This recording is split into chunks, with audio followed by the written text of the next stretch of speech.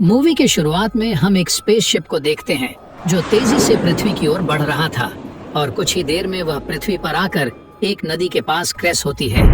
फिर तभी एक आदमी अपने दोस्त को लेकर पानी से बाहर आता है और उस आदमी का नाम कैनन होता है। फिर हम देखते हैं कि कैनन का साथी अब मर चुका है, लेकिन उसकी जान क्रैश की वजह से नहीं गई थी क्योंकि उसके सूट में बड़े बड़े पंजों के निशान थे। तभी कैनन को नदी में एक बॉक्स तैरता हुआ दिखाई देता है और वह बॉक्स दरअसल कंप्यूटर होता है जो उन्हीं का था। तभी कैनन उस कंप्यूटर से इस जगह का इंफॉर्मेशन निकालता है जहां उनकी स्पेसशिप क्रैश हुई थी, जिसके बाद वह कंप्यूटर इस जगह का सारा इंफॉर्मेशन कैनन के दिमाग में ट्रांसफर करने लगता है, जिससे हमें पता चलता है कि कैनन कोई इंसान नहीं था बल्कि एक एलियन था जो दूसरे प्लेनेट से आकर पृथ्वी में क्रैश हो गया था। और अब वो कंप्यूटर बहुत सारे इंफॉर्मेशन के साथ साथ यहाँ का लैंग्वेज भी कैनन के दिमाग में ट्रांसफर कर देता है। फिर उसके बाद वो अपना गन लेकर जंगल में जाने लगता है और वह चलते हुए एक गांव में पहुंच जाता है। तब हम देखते हैं कि ये गांव पूरी तरह तबाह हो चुका था। तभी कैनन की नजर एक दरवाजे पर पड़ती है जिसमें बड़े बड़े पंजों के निशान थे, जिसे देखकर वो समझ जाता है कि ये निशान पृथ्वी के किसी भी जानवर का नहीं हो सकता, क्योंकि ऐसा जानवर सिर्फ उसके ही प्लेनेट में पाया जाता है। तभी अचानक से कोई इंसान कैनन पर हमला कर देता है, जिससे उसकी गन नदी में गिर जाती है और वो भी बेहोश हो जाता है। तब हमें पता चलता है कि कैनन पर हमला करने वाले आदमी का नाम वुल्फ्रिक था और वुल्फ्रिक उसको लेकर अपने गांव आता है।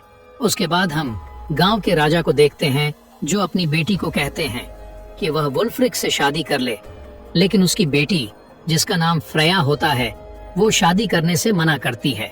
इसी दौरान वहां पर वुल्फ्रिक आता है और राजा को बताता है कि हमारा पड़ोसी गांव पूरी तरह से तबाह हो चुका है, पर हमें पता नहीं चला है कि वह हमला किसने किया था, लेकिन वहां से हमने एक अनजान आदमी को पकड़ा है।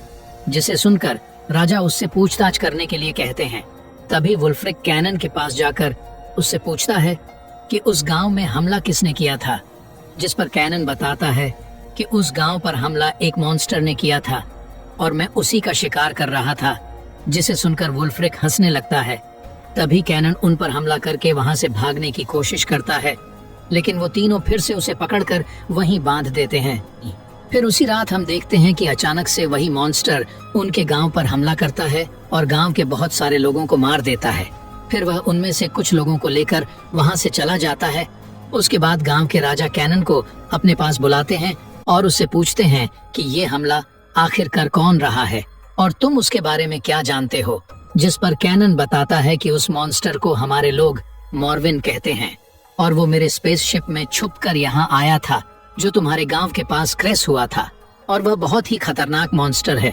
उसके सामने जो भी आता है उसे वह मार देता है, लेकिन उसकी बात पर कोई भी विश्वास नहीं करता। तभी कैनन कहता है कि अगर उसे मारना चाहते हो तो मुझे भी अपने साथ ले चलो। जिस पर वो लोग अगले ही दिन कैनन को साथ लेकर मॉर्विन की तलाश में जंगल की तरफ निकल जाते हैं। फिर वो लोग जंगल में थोड़ी दूर आगे जाने के बाद एक गुफा में पहुंचते हैं, जिसके अंदर जाने पर एक बहुत बड़ा भालू उन पर हमला कर देता है और राजा को मारने ही वाला था कि तभी कैनन वहां आकर अपनी तलवार को भालू के पेट में घुसा देता है, जिससे उस भालू की वहीं पर मौत हो जाती है। तब ये देखकर वो लोग कैनन को पसंद करने लगते हैं और उनकी नजरों में कैनन की इज्जत भी बढ़ जाती है। अब भालू को मारने की खुशी में वह सभी लोग पार्टी करते हैं और खुशियां मनाते हैं, क्योंकि उन्हें लग रहा था कि उन्होंने मॉर्विन को मार दिया है। फिर उसी रात पड़ोसी गांव के राजा गनर उनके गांव पर हमला कर देते हैं, क्योंकि उसे लग रहा था कि इन्होंने ही उसके गांव पर हमला करके उनके लोगों को मार दिया है और अब इन दोनों गांवों के बीच युद्ध शुरू हो जाती है। तभी गनर एक एक करके सभी को मारने लगता है, लेकिन इस गांव के लोग गनर के लोगों पर भारी पड़ते हैं और गनर के बहुत सारे लोग मारे जाते हैं। इसीलिए उन लोगों को वहां से भागना पड़ता है और वो लोग वहां से निकलकर जंगल में आ जाते हैं। फिर कुछ देर बाद जब वो लोग जंगल में होते हैं तभी मॉर्विन गनर के साथियों पर हमला कर देता है। तब गनर भी उससे लड़ने जाता है, लेकिन जब गनर उस भयानक मॉन्स्टर को देखता है तो अपने साथियों के साथ वापस उसी गांव की तरफ भागने लगते हैं और तभी उस गांव के लोग भी मॉर्विन को अपनी तरफ आता हुआ देख लेते हैं।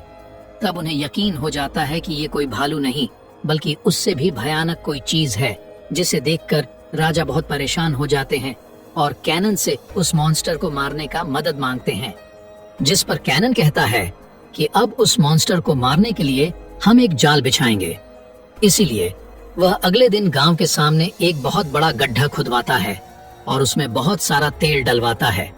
दरअसल उसका प्लान ये था कि वह किसी तरह मॉर्विन को इस तेल के गड्ढे में गिराकर उसमें आग लगा देगा ताकि वह जलकर मर जाए।